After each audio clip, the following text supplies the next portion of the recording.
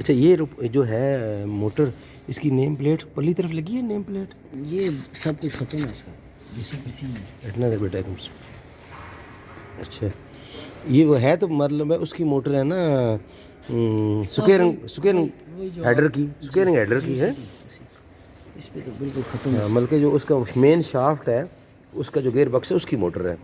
लेकिन यार ये जो इसका ये फ्लैंज है, ये देखे ना कितना टूटा हुआ है। ये तो पता नहीं लगेगा या नया मंगाना पड़ेगा या रिबिल्ड करना पड़ेगा। ये तो मुझे ना, क्योंकि ये तो इस तरह, ये तो सीट ही नहीं इसकी टूटी हुई है। जब ये सीट टूटी हुई है तो ये तो लग नहीं सकता।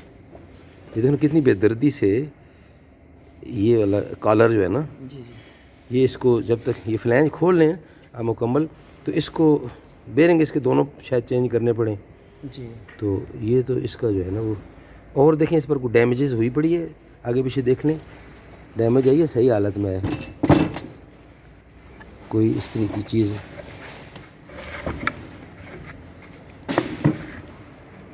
पंखा थोड़ा छोटा, पंखे का कुछ हिस्सा जो है ना वो ये डैमेज हुआ पड़ा, कुछ पर इसका है ये डैमेज हुआ पड़ा, देख ना ये डैमेज हुआ पड़ा,